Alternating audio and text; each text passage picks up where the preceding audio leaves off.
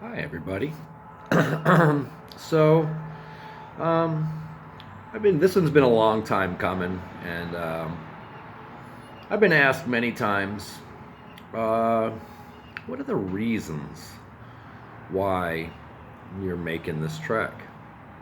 And I had to think long and hard, and I had a multitude. There's just a multi-layered thing here. This isn't something that I just decided one day.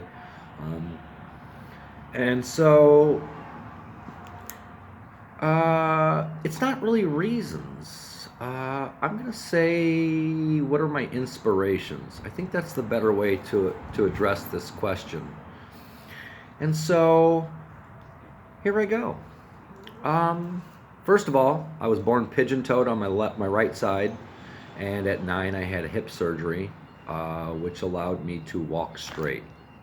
And I always appreciated the fact that I had balance, and I really got tired of falling as a child, playing tag, these things that we did. And so, hip surgery at age 9, which allows me to walk straight. Teenage imprisonment. I was incarcerated from ages 14 to 19, pretty much in and out of the system. I revolved through the system over and over again, 5 times, in fact.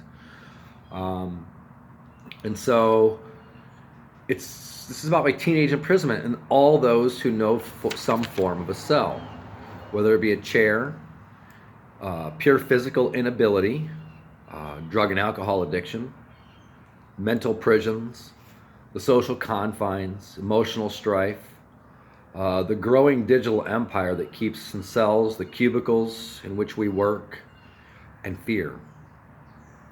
Um, Not only that, but there are other confines that people like to put on people. I know a lot of people with disabilities, autism, cerebral palsy, paraplegic.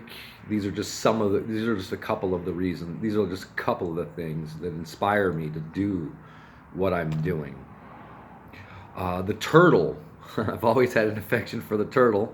Uh, Growing up in a strife-ridden home, uh,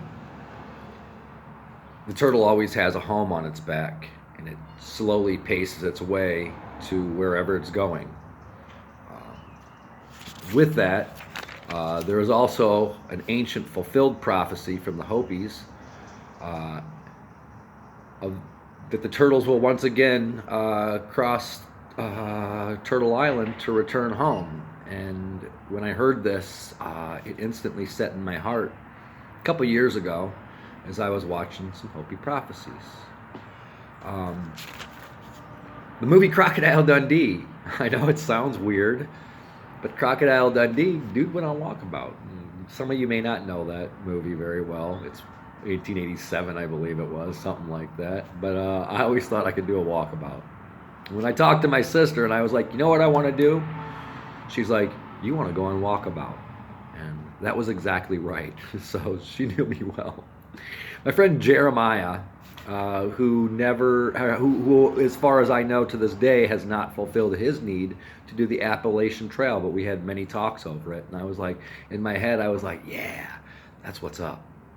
Uh, the growing political divide, which is a construct that feeds on bad information, illusionary talking points of opinion, and it forges walls between human beings. Um, but the stories and the intricate and intimate details of strangers' lives is also one of those things. I like to hear these details. When I was 12, I did a 30-day wilderness course in the Shawnee National Forest, and then I went to northern Canada, or not northern Canada, not that far, about 2.5 hours into above International Falls, and it was something that I didn't know I could do at the time. Growing up in a very fear-ridden home, at 12 I was porting canoes that were 75 pounds. It was not easy, but I did that. The Shawnee, like I said before, the Uwharrie and the Ocala National Forests, all of which I've had the experience of staying in for extended stays, in fact. the traumas of my own past life, or lives even, my own inability to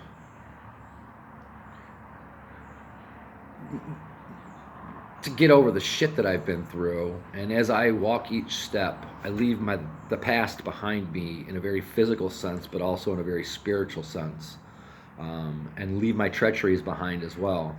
I want the PTSD gone. I had years of alcohol-fueled disconnection forged by my own actions and inactions, including the separation of a marriage and divorce.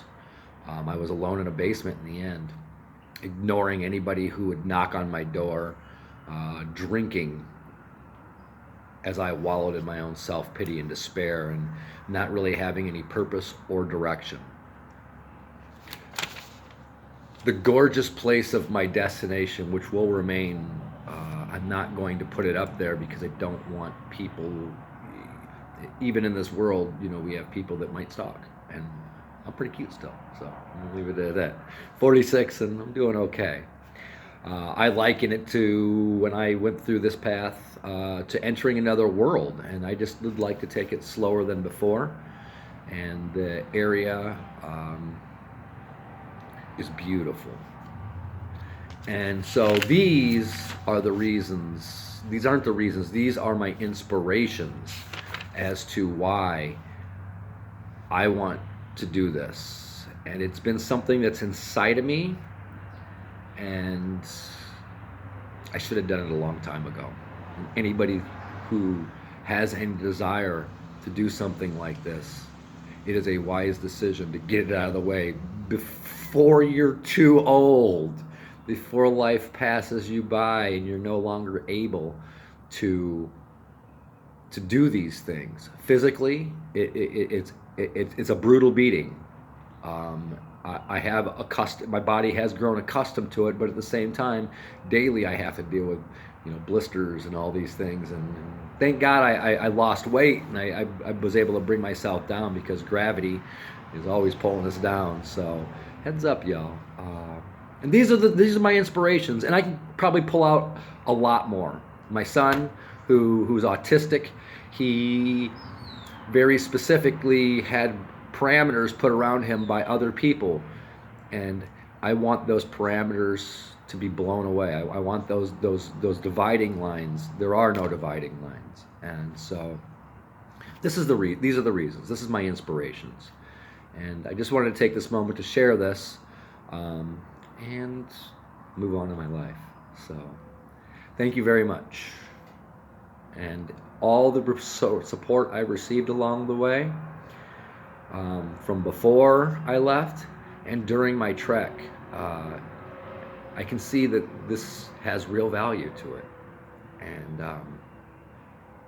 I hope you guys find value in your own lives, and find purpose. Move without intent, and move with purpose instead. These are it's very important that we do this. Thanks for listening.